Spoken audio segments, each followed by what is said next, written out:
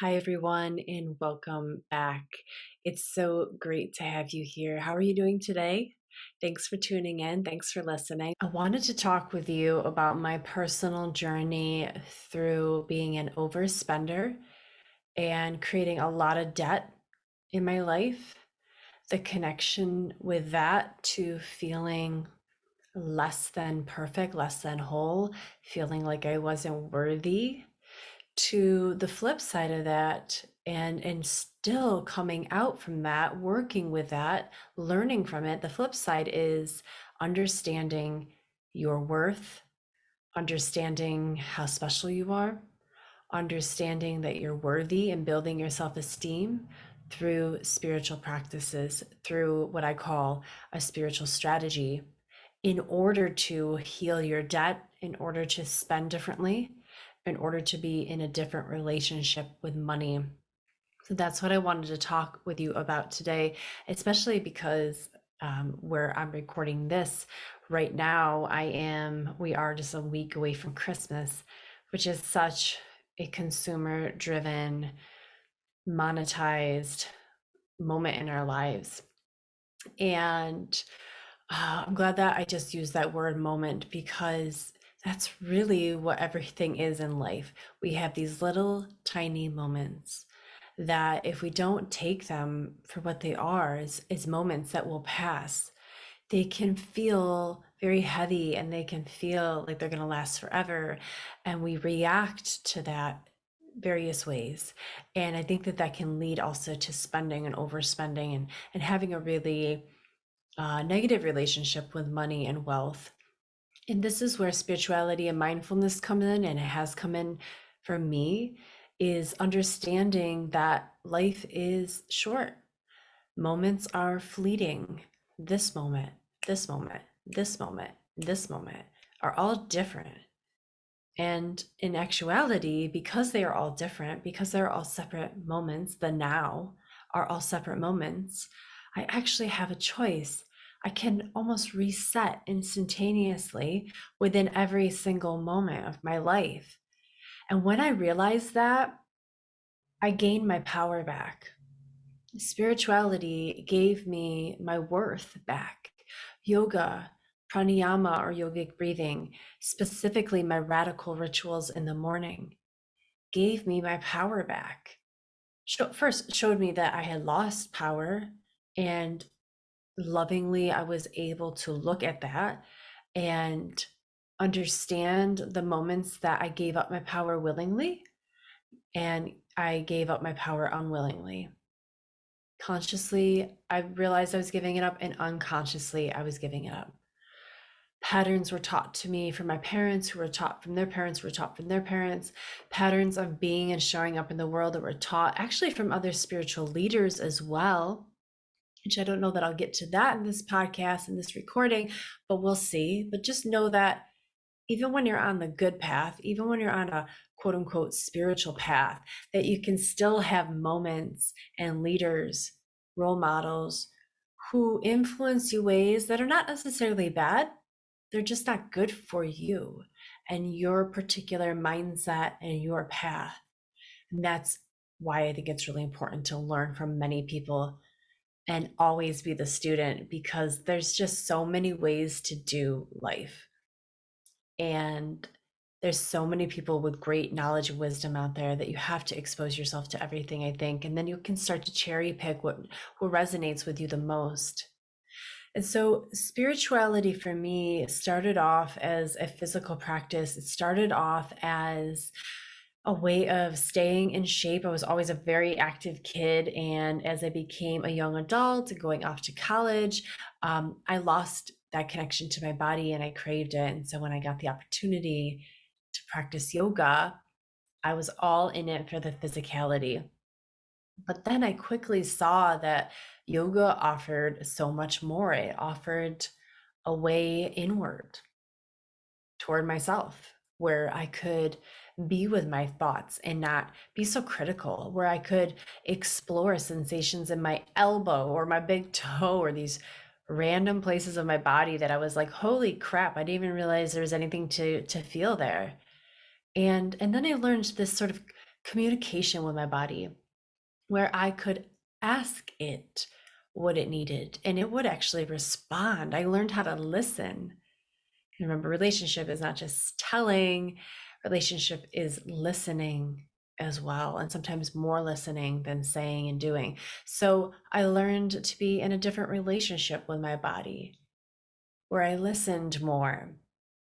And when I began to listen more, that's when the big shifts started to happen because I realized that my body was asking for something else. My heart, my soul was asking for a different way of being in this world than the way I was currently living.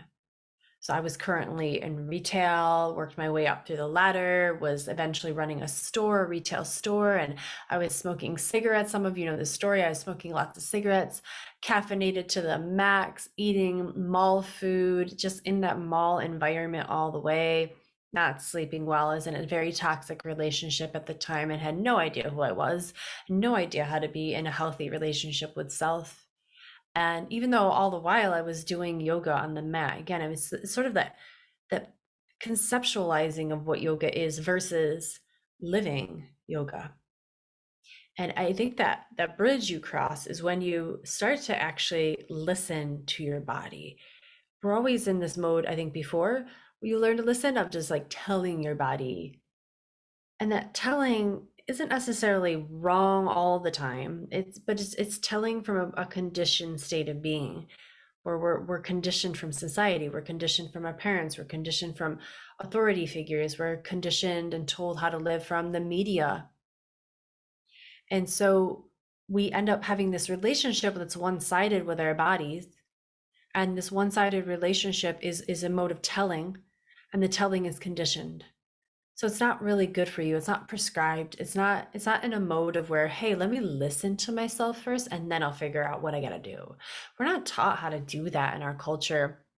At least I wasn't taught. And no offense to anyone, my parents and any one of my friends and family on the path ever. Everyone serves this incredible purpose.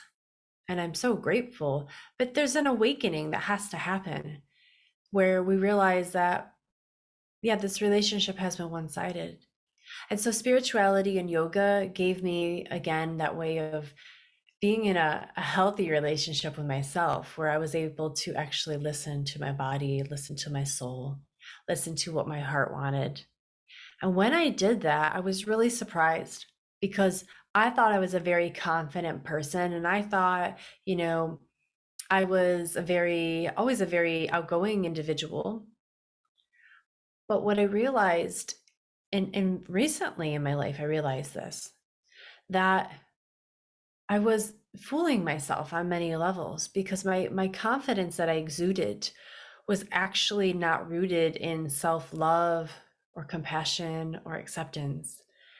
The enthusiasm and the confidence that I displayed was more a result of other people's confidence, their confidence in me, not my own.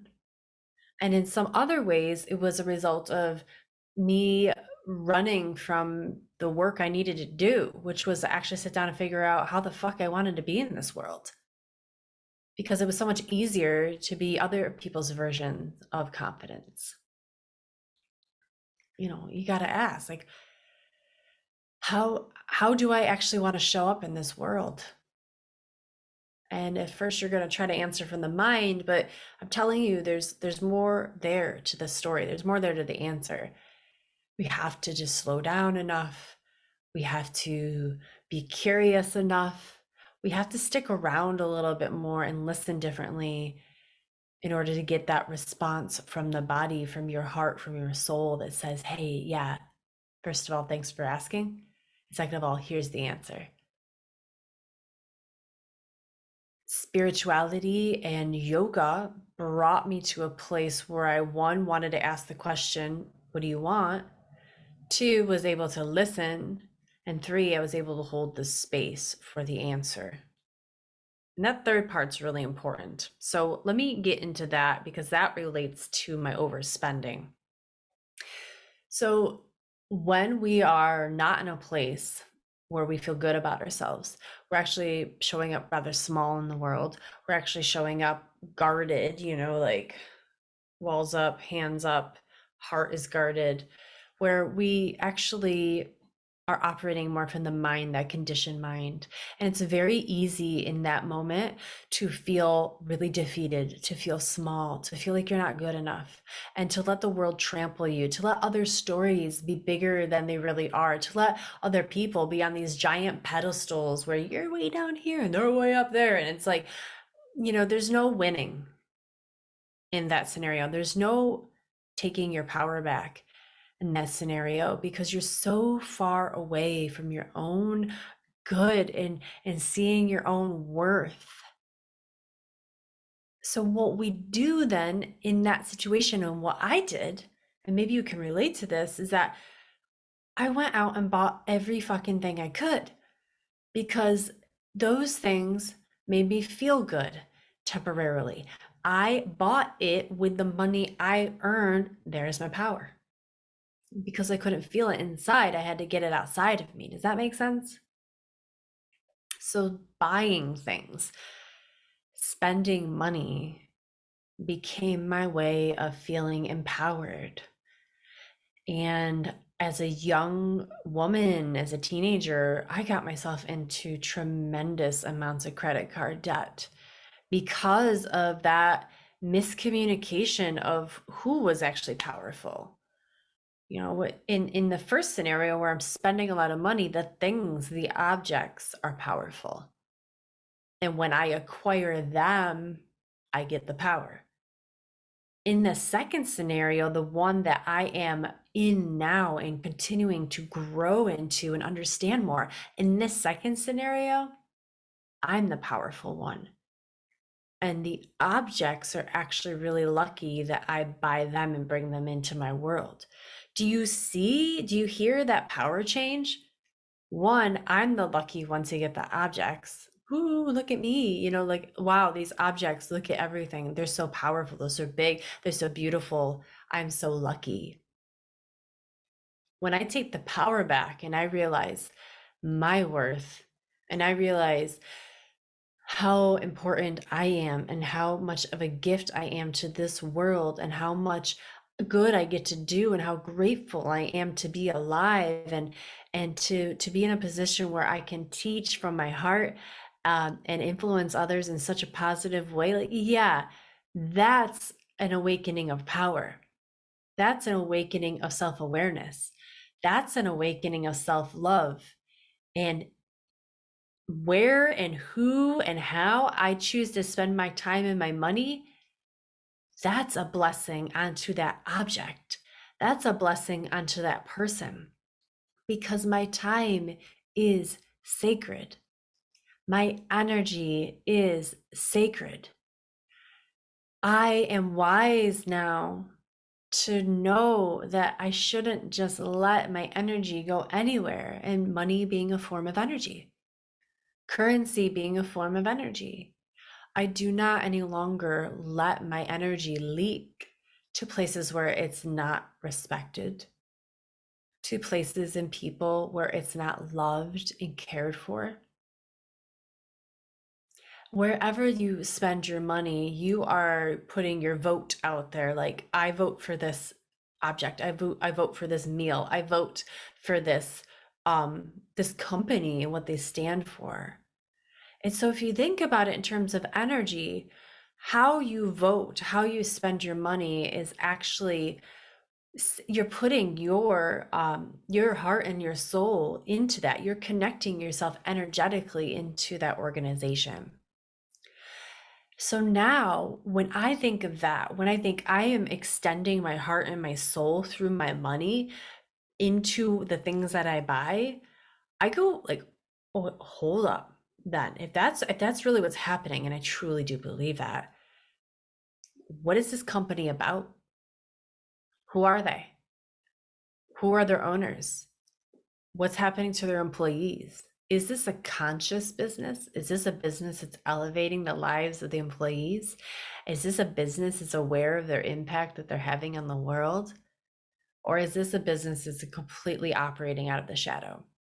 Is this a business that is not adding but taking away from the longevity and the livelihood of others and the beings, the animal beings and the plant beings that we get to share our lives with, this one precious life with on the planet? Is this a company that adds or takes away?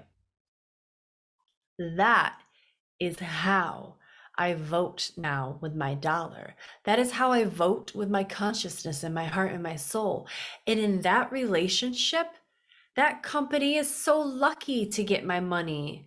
That company is so blessed to get my extension of energy, just like I am lucky when someone votes for me by buying my courses, by buying my class packs at the studio, by listening right now to this podcast and watching this video on YouTube. I am so lucky because you are voting with, in the case of YouTube, not your money, but your time. Remember, this is energy we're talking about. We're stepping back and we're going back a couple layers to really, this is your energy, this is your heart and your soul that gets to have these different channels it comes out. One is money, but the other is time. And so you're voting for me right now in this topic by sticking around and listening with your time, which is an extension of your energy, which is an extension of your heart, which is an extension of your dharma or your path or your calling. And if you're sticking around and watching a video, or you're sticking around and you're buying a class pack at a local studio, or you're buying a sweatshirt, or you're buying food, or if you're sticking around and saying that this is worth it, it's because you understand what's worth it for you, which goes back to your own spiritual practice. You've got to know who you are so that you know what's important for you and to you, and therefore you'll make purchases that are in alignment with who you are. You'll hang out with people who are in alignment to who you are and who actually serve the soul and are aligned with you on this path. So we reverse engineer that to the point where we actually have to have a practice in place. And for me, my number one go-to are my radical rituals, which are a combination of many different spiritual practices or spiritual techniques, such as pranayama, yogic breathing.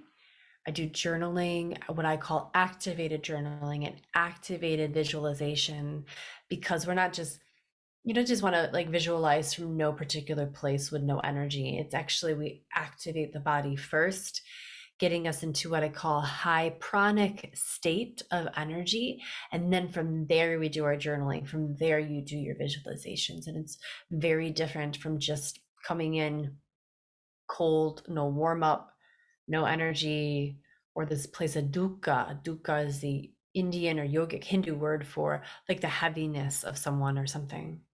And we want to be sukha. Sukha is this lightness and this sort of, I think of like sucrose. Sukha sounds like sucrose, which is like a sugary yumminess, delightfulness to it. So we want to get you into the sukha first, which is this high pranic state. Then you do your work. Then you visualize what you want. Then you ask the body, what can I do for you to pave the way for you today? What would it be like, you guys, if you started your day every day with that question to yourself? What can I do for you today? What do you need me to do so that you feel like you can show up more authentically in the world? That question brings me peace right now, just asking it for you to hypothetically ask it to yourself. I'm like, yeah, that's a question. That is a fucking question. I can't wait to see what the answer is going to be for you. I know it's going to be tremendous because it's so tremendously powerful for me. I ask it every single day. I ask it every day. And sometimes it's food. The answer is food. Eat better. Okay. Sometimes it's nature. I need you to go out into nature today. I really need you to hug a tree. Okay. Sometimes it's, I really need you to call up a best girlfriend. I really need you to commune with the feminine spirit. Okay. I need you to do yoga. I need you to do meditation. I need you to make this podcast. I need you to teach. I need you to, right? I need you to be with your lover and make love today. I need you to like experience sensuality and sexual wellness. And I need you to go to the gym and lift some heavy weights like a fucking beast. Okay. When you are in a relationship with your body, you are in relationship with God, with one, ultimately. And that's being there, being with the state of oneness and wholeness is being in a state with the one, with God, with Brahma, with the creator, with spirit, with soul, whatever that word is for you, plug it in there. Ultimately, spirituality leads you to a connection with the source. Now, if you think about that, if you're connecting with the source through yourself, is that a state of empowerment? Yeah, that's a state of empowerment, big time. How do you think you get to show up in the world then? With your power being like taken away from you as soon as you see a Facebook ad or an Instagram ad, and or you see something on TV or you hear someone else, like, are you quickly going to whip your wallet out and be like, oh, I need those are the things with power? No, no, the opposite. You are a sovereign being. You are an awakened being. You feel that holiness, that love, that godlike energy, that nature energy, that presence inside of you. You're good. You're so good. And then you get to sit back on your throne in a sense, and you choose. You choose wisely. You choose what you eat. You choose how you show up. You choose how you shop. Now, I will say I am in debt right now. I am debt from graduate school. I am debt from this amazing house that I bought. I am in debt from starting a business again. The physical location, Lotus Life Yoga Center. The difference now, you guys, is that my debt is conscientiously aligned with who I am and what my soul wants. And so the debt feels different. Do you know what I mean? Can you imagine that? Like having debt that is like just frivolously spent. Like, okay, this is debt. This is all my credit card debt from where I had no power. You can look at your credit card bill, and it's really bizarre shit. And it's a lot of weird shit. And it's stupid stuff. And it's stuff that breaks. And it's stuff that's cheap. And it's stuff because it's like even the stuff that you buy when you're not empowered, when you don't realize who you are, when you don't have a spiritual practice.